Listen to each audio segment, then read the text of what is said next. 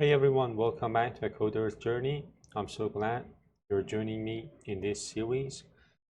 Today we are going to talk about HTTP interceptors, and this is the first episode of a new series in Angular. Before we get started, you already know that you can get the complete solution files in the description below, so separated by different branches for each episode, so that'll allow you to follow along with all the code that we will be writing in this series. And of course, if you haven't seen other playlists on the channel about Angular, if you're interested, I highly recommend checking them out. They'll give you a solid foundation for what we're about to build in this series. And for this series, I'm using VS Code. I'm gonna create branches for each episode. And as I told you, I'm gonna put the link to the whole solution files in the description of each episode. So the topic of this series is Angular HTTP interceptors. So let's talk about them and see what an interceptor is and how we can use it.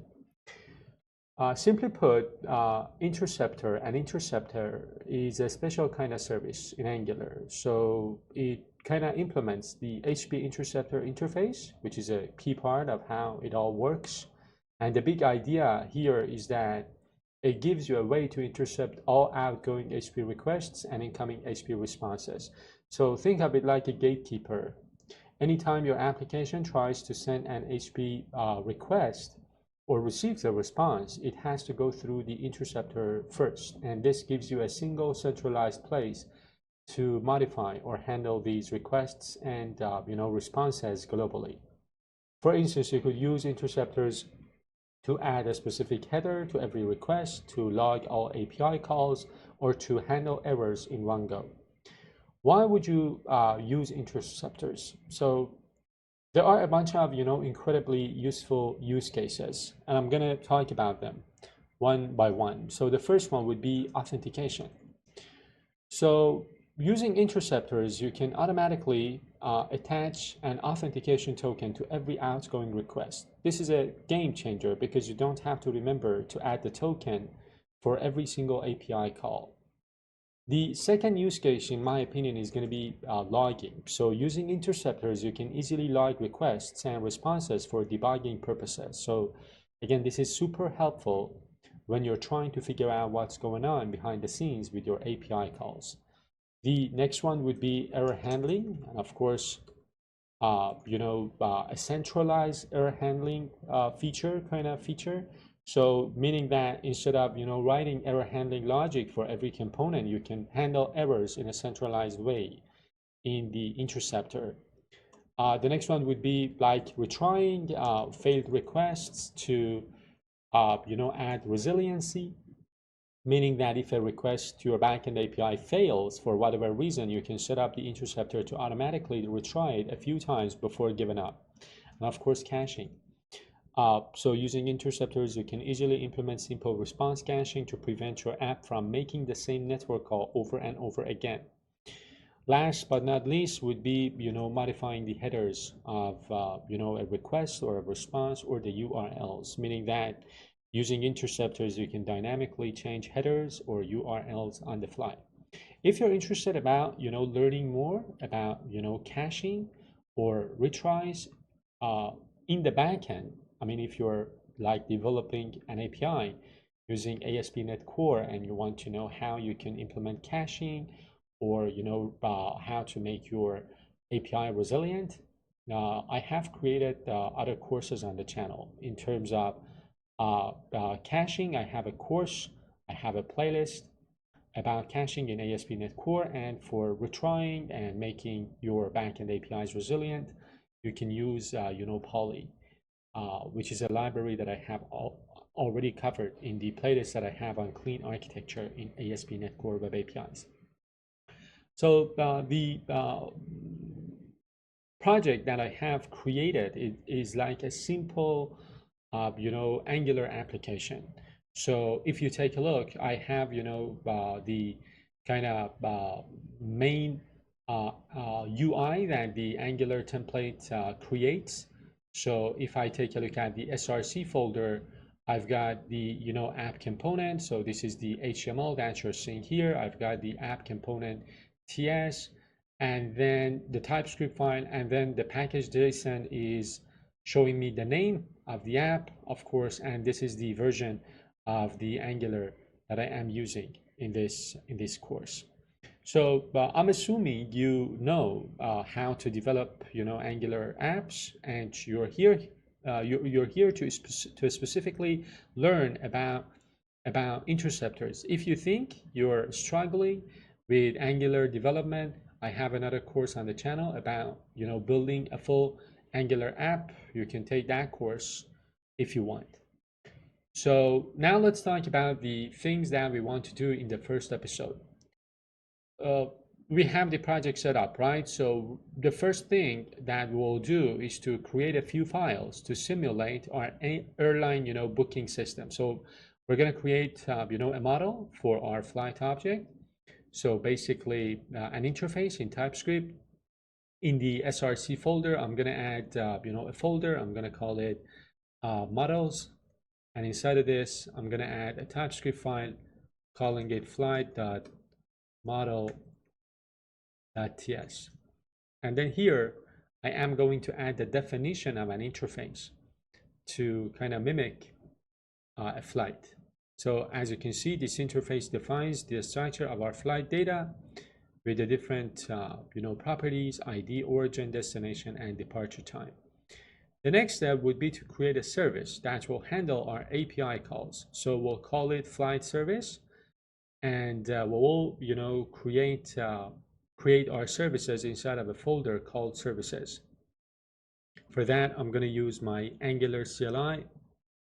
So the code to create a service is nggs, G for generate, S for service, and then I'm going to put it inside of a folder called services, and then here it would be the flight service. So the Angular CLI is going to create that file for me. Now let's get to the file. This is the flight service, and we want to kind of implement our communication with our backend API. By the way, for the backend API, I have decided to run a mock API on my local machine. This is an API that I use in my other courses as well.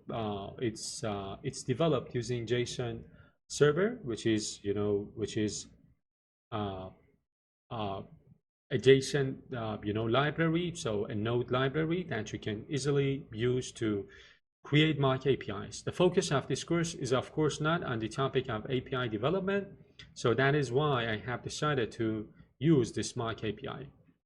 So I'm gonna delete this piece of code, or rather the whole content of the file, and then create this Angular service, and then I will talk about what I am doing here. So first, let me import the injectable, the HttpClient, and the type, which is flight, observable, because we're communicating with our backend API. Then we're going to create this decorator, add this decorator, injectable, and then the flight service itself, which of course have the API URL, and then the constructor, which takes in the HttpClient, and one method called getAPIs. So this is the code. This is the code that I have. So let me import flight here. Okay, now we're fine. So as you can see, this service is very simple. So it is using Angular's HttpClient to make a GET request to a simulated API endpoint at this address and this endpoint. So the getFlights method returns an observable that, when subscribed to, will give us an array of flight objects. Before we can use HttpClient in our application, we need to make sure our application has HTTP support enabled. In older versions of Angular, you'd import HttpClient module into your app module. But with the modern, standalone APIs in Angular 15 and above, things have changed a bit. So as you can see, I mean, by looking at the package.json here, I'm using a modern version of Angular, at least at the time of recording. I'm using version 19, right?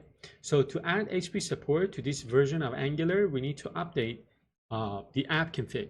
So this is the app config file that we need to update in order to add support for our HP client. And it's not that difficult to understand, but of course it is different compared to the probably the previous methods that you're used to. So I'm gonna add this provide HP client here, and of course I have to do the import.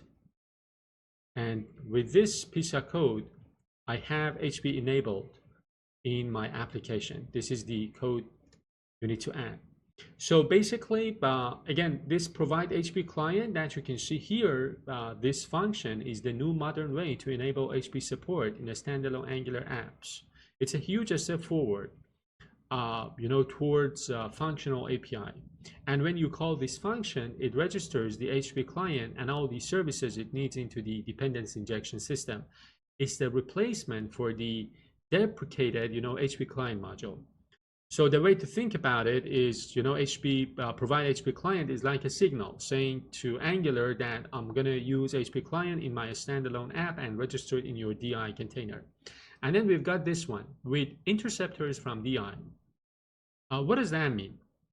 This is an add-on, configuration that you pass to your provide HP client method or function. It's a really important piece of the puzzle, especially when you're using class-based interceptors. In this course, we're going to use class-based interceptors. This tells Angular, in addition to a modern functional interceptor setup, also support interceptors that are registered with the old HP interceptors token. So if you're using like class-based interceptors, like what we will be doing today, you need this function to make sure your interceptor still gets picked up and used in the HP client request chain. Now for the main event, let's create our first interceptor. We'll use the Angular CLI to generate, the file that we want to scaffold the interceptor for us. And then I'm gonna, write the code for this new interceptor and then talk about what is happening. And by the way, the code, the command, the CLI command to create an interceptor is ng generate interceptor, and then interceptors is going to be the name of the folder. And then the first interceptor I want to develop in this first episode is called, it is going to do the logging for us. So this is the interceptor that I am talking about. Instead of the folder interceptors, we've got the spec file, of course, and then the interceptor file itself. So I'm going to zoom out. And this is the code file that we want to use in order to create the interceptor. Before writing the code for this interceptor, I want to take a minute to talk about what is happening here. So this code file that you can see here, this interceptor, it is using a feature called functional interceptors, which was introduced in Angular 15. So first you've got this HP interceptor, FN or function, which is a function-based alternative to the traditional class-based interceptors. It's a cleaner, more concise way to define interceptors using plain functions instead of classes. This is part of Angular's broader, shift toward a more functional API, which makes a lot of sense for standalone components. Let's quickly break down the code from the functional interceptor and talk about the different parts. So this is the first thing that you need to, understand, the HP interceptor function. So again, this is the type definition for our interceptor function. Then you've got, your request, and then next, if you're familiar with, middlewares and pipelines in web APIs in ASP.NET Core, this would be kind of easy to grasp. So REQ or request, this is the outgoing HP object, HP request object. And then next is a function that forwards the request to the next interceptor in the chain or, to the backend.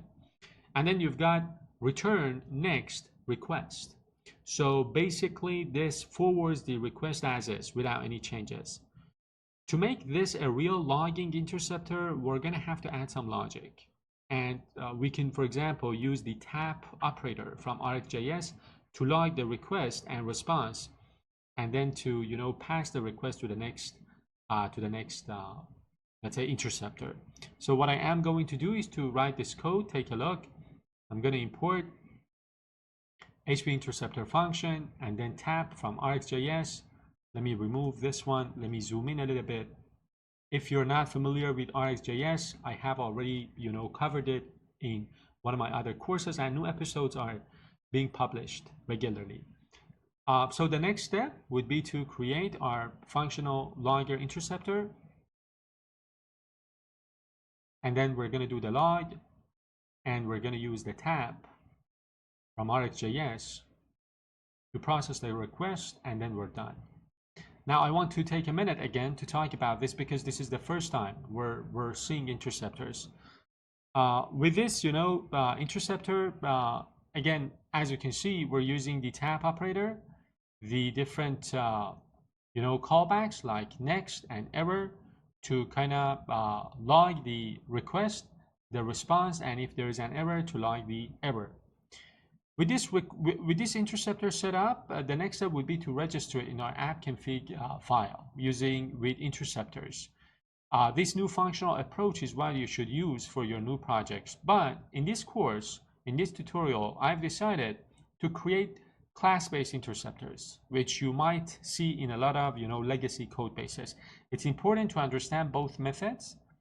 But I am going to, create a couple of, class-based interceptors first, and then I will probably, create function-based, functional-based, interceptors as well. So what I am going to do now is to kind of comment out this whole code. I'm going to keep it here for you so that you can take a look when I commit my changes to episode number 1, the branch. And then we want to use, a class-based interceptor. Again, in the same code file. It is not that different, but again, it is something that you might see from time to time in legacy code bases.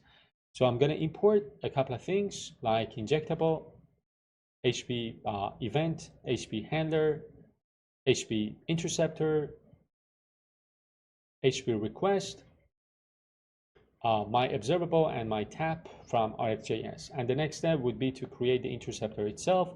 I'm going to add this decorator and then the class-based interceptor, which implements HTTP interceptor. And then the intercept method itself, the log, and then the tap operator.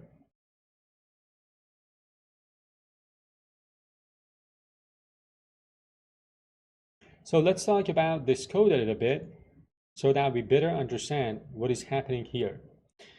This code, as I told you, is defining, a class-based interceptor. So basically, we're, creating a new class called logger interceptor that implements the HTTP interceptor interface. This class is designed to log both the request and the response, or the error of any HTTP call in your app. So here we're logging the request, the response, and any potential errors.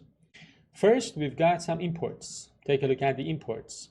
So we're importing, injectable, HTTP event, handler, interceptor, request, and then of course observable and tab from RxJS.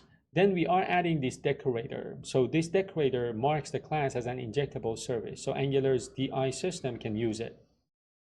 And then these other, imports kind of, provide the core interfaces we need to work with. HTTP requests like HTTP request itself, which is the outgoing request object, and HTTP handler is what sends the request to the next step. HTTP interceptor is the interface our class must implement, and HTTP event represents the kind of stream of events in the HTTP lifecycle. And then of course we have two imports from RxJS, the observable and tap operator. Observable is what Angular's HttpClient uses to return data, and tap is a powerful RxJS operator that lets you perform side effects like logging to the console, for example, without changing the data itself. And then the definition of this interceptor itself, again, as you can see, we are using this decorator. This decorator tells Angular that this is a service that has to be provided, and then we implement the interface HTTP interceptor, which means we must define the intercept method. This is the intercept method. The intercept method is the heart of our interceptor. It gets called automatically for every single outgoing HTTP request. It takes two arguments, as you can see, request and next. And request is the request being sent, and next, which is what we will use to forward the request to the next interceptor or the backend server. So, and then our first line inside of this method, this intercept method, is the console log HTTP request, and then we pass the request itself. So this does exactly what it says. It logs the entire request object to the console before it's sent on its way. And then this is the next part, which is the most important one, I guess. So we call next.handle on the request object to forward the request, and then this returns an observable stream of HTTP events. We then use the pipe method from RxJS to chain the RxJS tab operator onto that stream, and the tab operator has two callbacks, as you can see here. So the first callback is triggered whenever a successful event occurs in the stream, and this is where we log the response. And the second callback is triggered if the request fails. This is where we log any errors. So this interceptor, as you can see, is super simple, but it is super useful as well for debugging and monitoring your application's HTTP traffic. Now that we have our logger interceptor class, we need to tell Angular to use it. Since we're using provide HttpClient with interceptors from DI in our app config file, we're telling Angular to look for interceptors provided via the dependency injection system. This means we have to manually provide our interceptor using a special injection token, as it is sometimes called. And that injection token is HTTP interceptors, all in cap case. So we'll do this in our app config file, just like you would in an app module in a traditional setup. So I'm going to take you to app config file, and this is where we need to import, we need to register our dependency, our new interceptor. So basically what I need to do is to add this piece of code here. This is the injection token, as I told you. And then of course I need to import a couple of things. This is the first one, and this is the interceptor that we just created. Now I want to talk about this a little before we move forward and test everything. So this injection token, take a look at this one. This is a special Angular token that signals to Angular that you want to register something as an HTTP interceptor. So it's Angular's way of knowing to use this service to intercept HTTP requests. Then you've got this one, use class. So this tells Angular which class to use for the interceptor. When an HTTP request is made, Angular will create an instance of your logger interceptor class and use it to handle the request. And then you've got multi set to true. This part, I guess, is critically important. It tells Angular that there might be multiple interceptors in this application. And then you want to add this one to the list of interceptors without replacing any others. Without multi set to true, any previously registered interceptors, including any default ones from Angular itself, would be overridden and your application might break. So now let's see our interceptor in action. So we're gonna create a component that uses our flight service to fetch some data. And you already know that to create a component, you can use the Angular CLI using ngg c, g for generate, c for component, and then this is the component that we want to create. Again, if you are struggling with all of these concepts, I highly recommend checking out some of my other courses on the channel. So let's go to flight component ts. This is the file for this component, and we want to add a couple of things.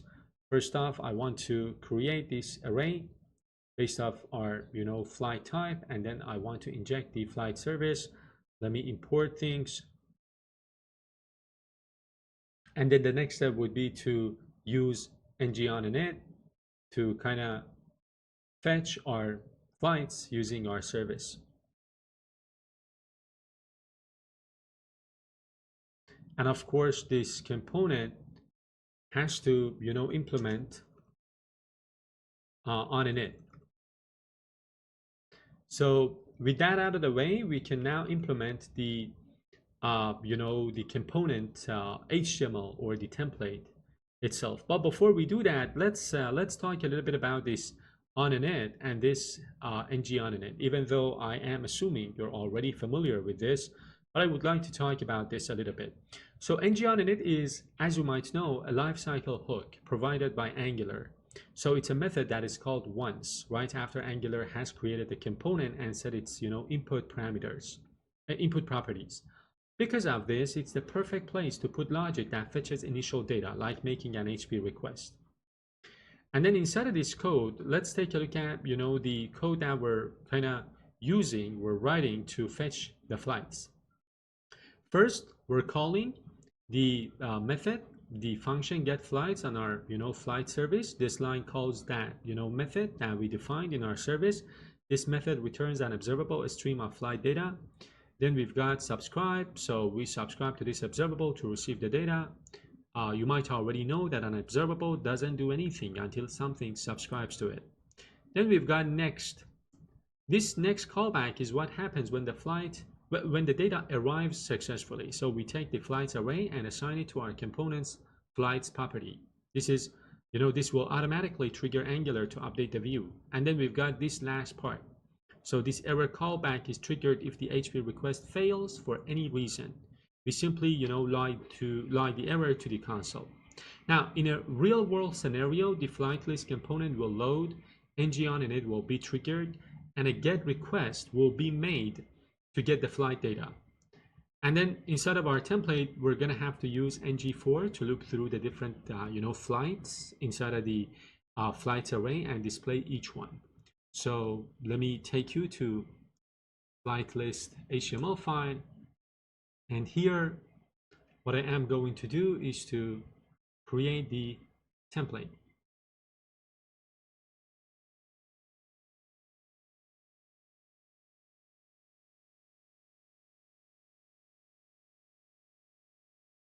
So with this out of the way, I need to import a couple of things inside of my component as well.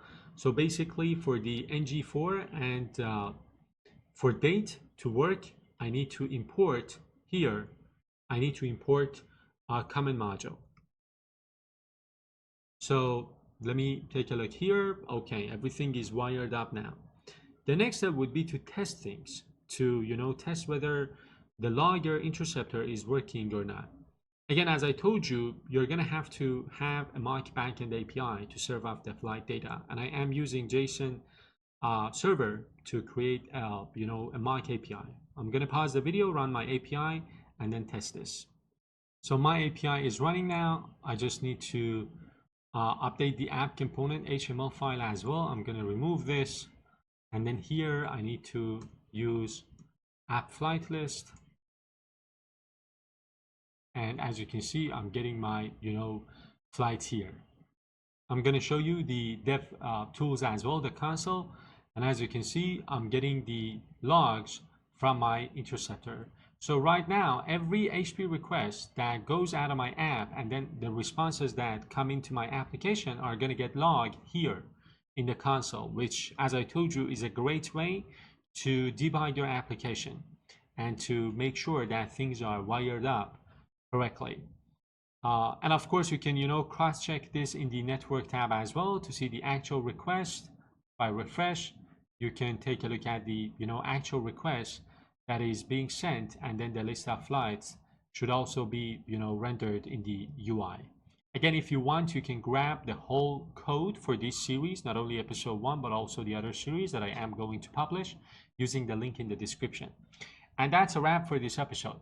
So today we took a deep dive into Angular HTTP interceptors. We learned what they are and how they are, but how they are so vital for handling things like authentication and logging. We also set up our project, created a flight service, and then built a simple but powerful logger interceptor to log our requests and responses. Finally, we registered the interceptor and we tested things, and we saw that everything is set up correctly.